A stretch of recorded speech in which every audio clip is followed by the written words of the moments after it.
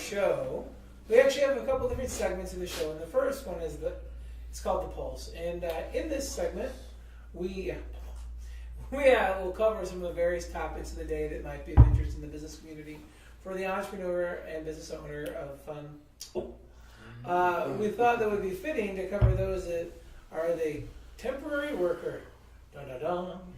And some of the materials, I don't know if you guys get a chance to go over them, but one of them about the fact that, if you're an employer with temporary people, on the board about it, and say, look, I'm only going to need you through Christmas. After that, you best go back to doing whatever you're doing, and you better make sure that, this is your job, and this is what it is, and if you can't hit the ground running, and be motivated, and they said it's about the managers and how they motivate. Well, that keeps them going, but don't make promises you can't keep, and don't I think it's always about managing temporary, full-time, any type of staff is about management, managers, and employees, and how you can motivate them. But particularly with, go to work. Particularly with seasonal employees, because finding ways to motivate people who are only going to be working for a short period of time is difficult. And I thought that the articles pointed out really good points as far as training goes, where instead of training all of your employees up front and giving them full responsibility, if you split that training into levels and spread it out across the first period of when they're working, you can build up to fully trained. So one of them suggested train everybody on your physical tasks first to make sure that they have the duties within their job right, and then build on that with customer service training, which I thought was really, really interesting.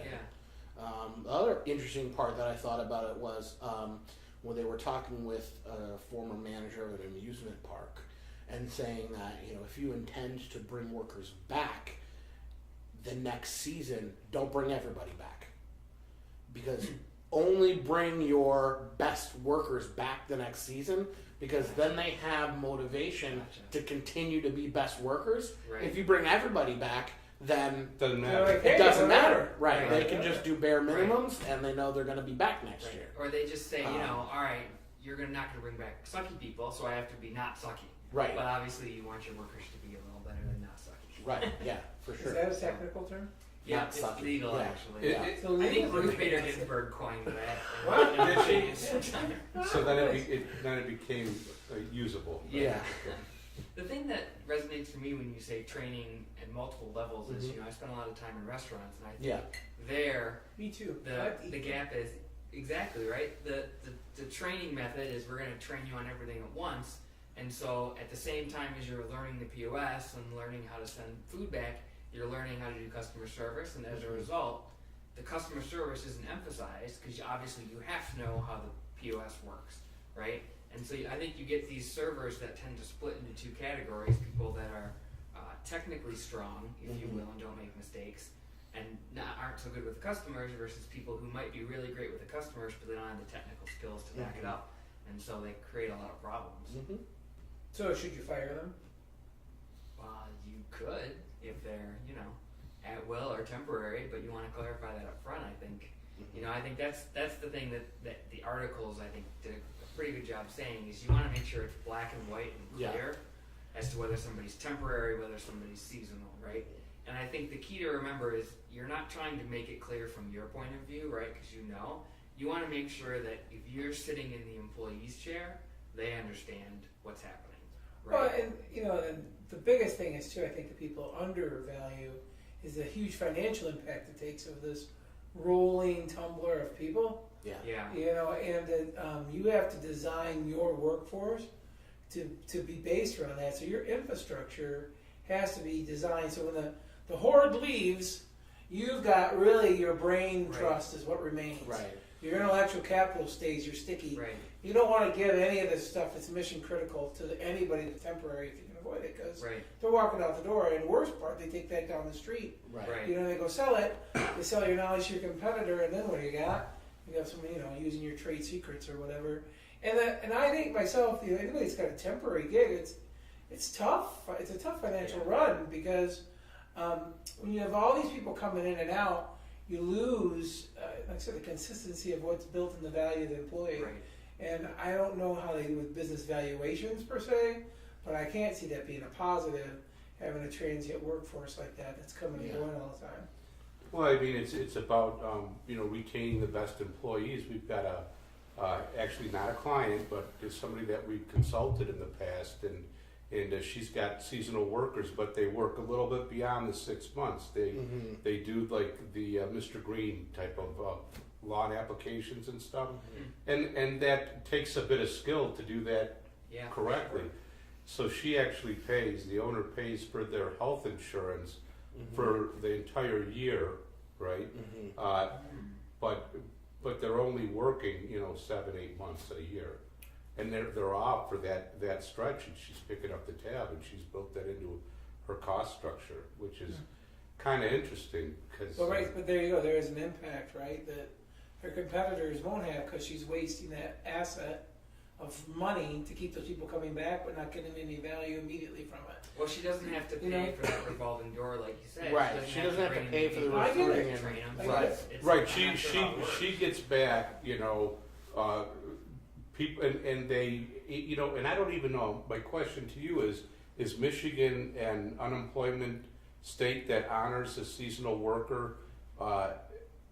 Do they get to collect unemployment in the state of Michigan? Do you know that? I didn't It catch the depends on answer. how much they've earned over the look back period, basically. Yeah. It's very. But It's a yes, low, it's a I low mean, threshold. It's only $2,500. The short and easy answer is sure, absolutely. If you're a construction worker who's working seasonally, you can file unemployment in your down season. Okay. But it depends on whether or not you've met the threshold for Earned money. earned income. No, through your I got that, but liability period. what I read today Mhm. was that several states are they're not honoring that. Some states are pushing back on that. It's still the last time that I had looked at it, it's still available to employees. But I Okay. could see them pushing back, considering that more and more people are gig economy people, right? Or, Yeah. Yeah, So you're bringing them in for a project of 6 months, 3 months, 4 months, even as an employee. I mean it's You're an interesting balancing. thing. It's I not think what that there's unemployment was set up to probably be. more pushback in states that have underfunded unemployment agencies. Yeah. And Michigan Okay. currently doesn't have one of those. We're pretty Got well it. funded. Yeah. So, but I could see us getting more into that situation if we go through another downturn. And Right. have, Well, and I think the key is they'll start to do is they won't actually take it away, but they'll just make the requirements very complicated, yeah, right? right. So yes, there's a threshold that has to be met, but you Mhm. also have to have certain posting requirements and tell them certain things about the job and characterize your workplace in a certain way. And remember, your level to get to whether you qualify for unemployment doesn't necessarily count on one employer. So, if I worked a seasonal job through my summer and applied for unemployment, they could deny me and tell me that I had an additional work back period where I had to go basically get another job, work a certain amount of wages, and then I would qualify. Okay. Basically. Right. So, there's all sorts of intricacies that go into Got it. that unemployment side. Marvin Right. is a jerk. Right? For those who don't know, Marvin is the acronym for the unemployment automated system here in They Michigan. actually changed it. It's called MeWham now. No, it is not. Yes, it is. Me wham. Me wham. Yeah. That's Dear good. Marvin is legislative, out. Me wham is in. dear legislative geniuses who came up with very obscure, odd. Wrong branch. Wrong branch. Executive branch. Oh, Executive branch. sorry, dear executive leadership who came up with me wham. Well, it's a different. Marvin was is an old sounds name. Me like wham is some twisted, gone wrong name for a body part. Yeah. It's not right. Well, seriously. some people would argue that that is actually correct, depending on the agency that you're talking about. So maybe they did it on purpose. That's right. Well, And he me pulled wham out his sounds a me little wham fun. and he showed the whole class. Show And them that up. was misconduct to expire. No one. That's right. He couldn't keep his me wham in his pants. Now he's got 9 kids. Yeah. But I think that the takeaway is that you hate to kind of say that you need to get expert advice on this because I think a lot of it is right. Oh. You want to say it's great to have expert advice, but I really think as a seasonal business, you need somebody who knows what they're doing. Oh, you better. Because Yeah. your cash flow is so delicate, like you guys touched on. Yeah. You've got to know exactly what your expenses are going to be, exactly how everything's characterized. The Well, when you're compliance this side far- of it, payroll tax wise, is much different from a regular business as Yes. well. So, I mean, and there's lots of little intricacy there. Right. So it is important to get a professional. Well, as an example too, we went through a business we talked to. They make those booze bags. That's why I call them during the summer. You know, the little frozen daiquiri ones you get at the party store or whatever. And they ramp up to like 600-700 people during their peak season. And they go back down to like 80. Yeah. Right. Oh, wham, oh, wham. And so the problem is, besides all of this other stuff we're talking, the government doesn't care that you've got the seasonal issue. They're counting all those as your cumulative annual hours. I'm wondering if that And you start company getting is one of the company that would use a temp agency They rather have than to. actually Well, bring they on haven't, their own we haven't seasonal talked to them in a employees. couple of years, but right when the law was going under effect, that was part of one of their things. I mean, I'm sitting there like, here's your hour count, peeps. Well, You're yeah, gonna have to give it to but everybody. that's and I was doing a little bit more reading, but that's the seasonal worker is a different definition than a seasonal employee. Right. A seasonal employee can exempt up to 6 months, Mm-hmm. but a seasonal worker is there's a 4-month, stretch, Okay. and they're counted for the purposes of are you Affordable Care Act That's what I mean, right? compliant or not? Yeah. And then that's when they whack you on the head, and you have some like 800 people. Guess what happens? The 80 that's left, you're guaranteed getting them insurance or 60 Yeah. or whatever. Right. Because I didn't think it was 80 because they were under without adding in their. Well, they can, Uh, but they still can be exempt, from being required to be treated as a full-time employee. Sure. They can be a seasonal full-time Right. employee, and you don't have to give them health care. Right. You don't experience Yeah. the penalty Right. for not having them on Yeah. health care plan. But So those employees still count as a full-time equivalent count towards it's it. That's still, right. That's right, but that's That's right. a different thing. See, because the full-time equivalent, but you hit this full-time equivalent, then now you have to, as an employer, provide health insurance for all full-time employees. Right. Right. But you have a whole segment if they work around 6 months a year Right. that are seasonal now employees. Right. They get to be exempt from that group, and you don't Right. have to provide health insurance. Well, I know, but the fact is, though, you still, as all I was getting is they have these temporary workers that show up, come and leave. And I wasn't even talking about getting them benefits. Just the sheer value, No. just the volume of them showing up disrupts and causes a financial impact Right. to the remaining operational structure.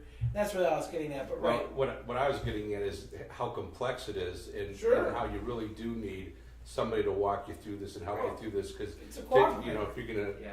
spend that much time to be an expert, then change your business and start.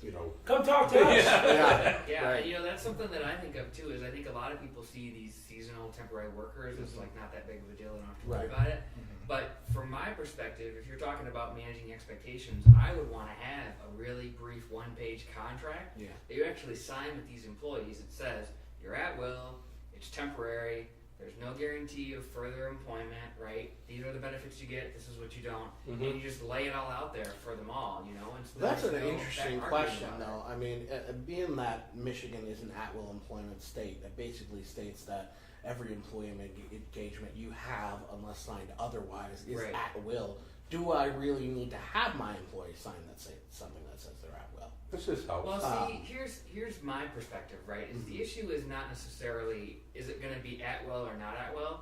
The issue is are they going to sue you Sure. to try and claim that it's at will? Right. Because what they can try and do is that they can try and say, oh well, you made this promise or you Sure. said this thing orally, and then you go to court and it's he said she said.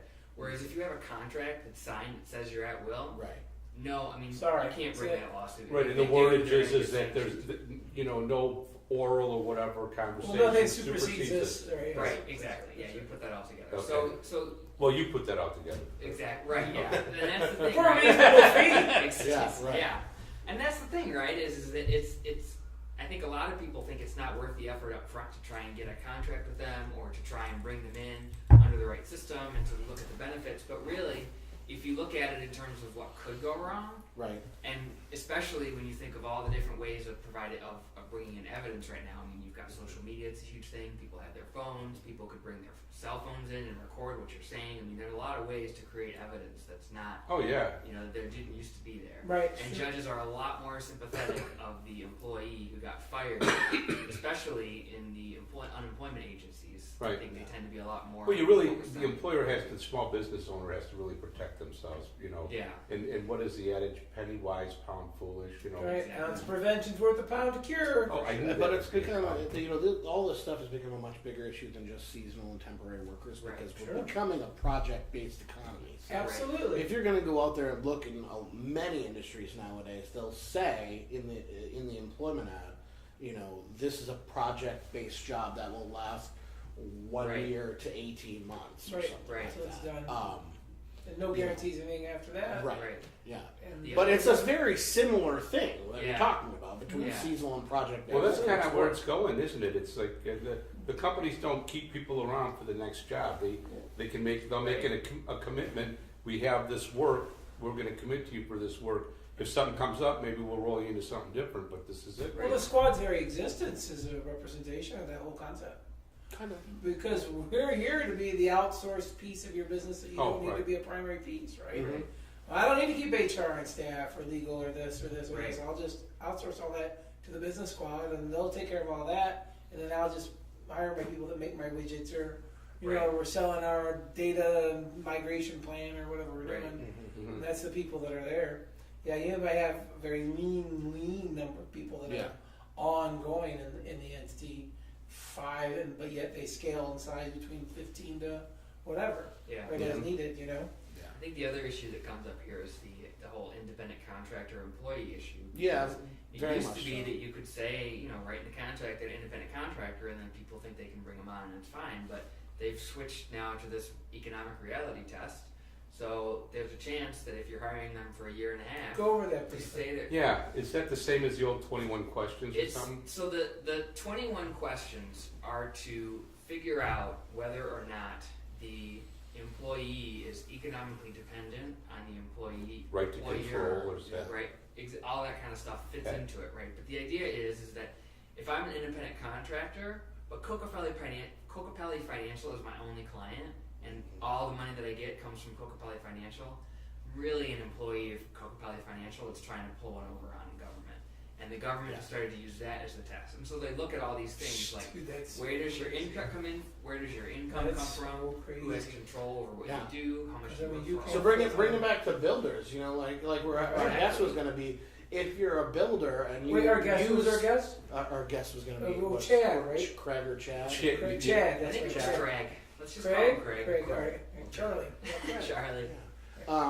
If you're a builder who uses subcontractors and those subcontractors great. only work for you, Right, because a lot of them do, they'll do like a one deal. Like, Right. I'm working on this project and That's right. and whatever, and they'll do or the if you one-off. use them on every single one of your jobs and they're physically completely They become dependent on you, employees. Right. they are employees. Yes. This whole conversation, I think, should so much be parlayed to that whole builders association.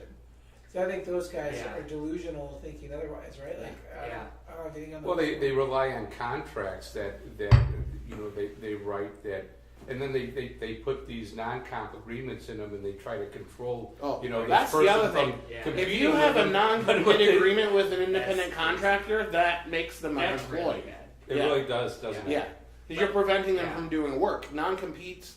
I mean, first of Well, all, they the don't. They're not non-compete worth the isn't paper they're valid written on. Usually. because you can't prevent someone from working in your area. and making a living. You're right. Right. But yeah, I mean that's Yeah. that's a And, bad and thing. I think we should take a step back, right? Because I don't think that these people that rely on the contract language, they're not wrong in doing so, because it No. used to be okay. No, And I that's think this fine. is part of what the squad does for you, right? Is Right. that you have probably haven't looked at your employment agreements since you set them up for your Right. business. And that's all I do is look at the new case law and look at the new Yeah. cases that come out and look at the new Right. news and look at the agency decisions, right? And that's all you do is look at the payroll stuff and like Yeah. you're in tune with all this. So when there's a change, and it's a gradual change, it's not like overnight Mhm. they went from the contract language is valid to this economic reality test. Right. But that's the shift But it's towards how the to follow. economic realities. And so Sure. if you are trying to do it yourself, Yeah, you've And I got mean, to keep up with it. and there's a right? lot of great basis for people wanting to put a non-compete clause or do some of these things. And Sure. you don't want an independent contractor to come into your client's house and say, well, hey, I'll do this work for you next month on the side for this Right. amount of money. But the reality is, there's nothing you can do about it. Right. Well, I would You could argue there is something. There's because, some there. Yeah, I mean, You Well, can't have a non-compete You clause. can. You Because the can, fact but of it the matter can't. But it is- can't be unreasonable. It has to be reasonable. It'd be It's spelled like out. it's Just like it's ask. like the non-competes that I was accustomed to. They Right. would say you can't compete for business with anybody that you had a relationship that you developed while working for this Right. firm. You Can only can't- last for a you period can't- of time, For 6 months is the Right. farthest we could get it to Yeah. survive. Versus you can't say you can't sell Ever. sell business in this geographic Right. area at all, And it's whether you've different met their for client or each- not. It's different for each profession, right? Right. So in healthcare, physicians usually can get away with a 2 or 3 year non-compete when they work for a hospital. But if you look at a mental health situation, the non-competes really go away because if a therapist switches jobs, Yeah. the government has basically said, yeah, we know this sucks for you as a business, but those It's- client yeah. relationships are more important, so Yeah, we're for going to sure. let them take the clients. Mhm. Right, yeah. And I think that, I get that. the other thing that comes up is I think that I don't want to say it's legitimate to do this, but I think there are a lot of businesses that put non-competes knowing that they're illegal, but nobody's going to challenge them. Well, it scares Oh, them. fun. which is a viable. I mean, It's from a a purely strategy. business perspective, it's viable, but you need to understand that if they come back and say no, this is invalid, you have to say okay, fine, see you later. True, and doesn't willfully putting an invalid clause in an employment contract basically void the whole contract? No, it's separate. No. No, Really? but you put As long as it has a severability clause, it's Yeah. separate. you put the non-compete in there, and what you do is you it scares the employee or the Yeah. contractor into not messing with it because Right. they're going to have because the company will sue and then they're going to have to defend themselves. Right, and they think that's what's going to happen to Right. the background. Now, I wouldn't go so far as to say if they challenge you, you have to back off right away. Right. Because then, even if they try and sue you, there's no damages. But if you go so far as to say have an attorney draft them a letter or try Right. to tell them they can't, Right. that's when you started making damages because that's when they started not working because of what you say, Right. and that's when you got to stop and back off. But I think you need to know what your Right, you what can it looks like. you can beat your chest about it, Sure. or you can't do it. But reality is, you go to apply it, right? You're in Right, you trouble. got to be careful. And it's popular in the investment industry that happens all the time. Mhm. Right. And they'll make these non-competes for people. And there's a company with 2 names as a name that shall not be named, but they're notorious for doing that with their contracts and scaring the living bejesus out of their unsuspecting employees who say, I want to leave, and they say, you can't, we have shackled you with hundreds of thousands of dollars of Isn't expenses. that Ed and Joe or No, I don't know. You They know, the just- funny thing is that I could think of a lot of different financial agencies that had 2 names that doesn't tell me that. That's okay. I'm all right with that. Even if it did have green text, I'm good with it. And, it's a funky script. I don't know. A.G. Edwards, that's right. We're A.G. Edwards, yeah. Oh. St. Louis firm, yeah. Anyhow, so that being said, they do that all the time, Right. and I've ran into guys who are trying to get out, girls, whatever.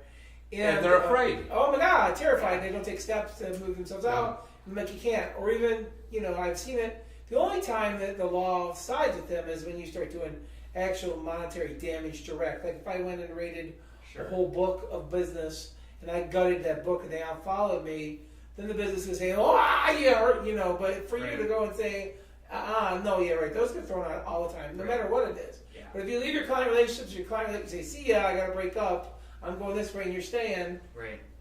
you don't have any ground. They send the cease and desist letters and Yeah, and You you know know. that's what you just said. You're better off not telling them they can't compete because that's illegal, but just saying, all right, you can go do your thing, but don't take your clients. That's right, you poach our clients, Which we're might, in battle. it depends on the industry, depends on the Well, situation, but generally that's pretty strong if they can't. Well, take your in my clients. personal experience, having worked with both people that were bailing and myself, my non-compete when I left Comerica was clearly very clear about that. Mm-hmm.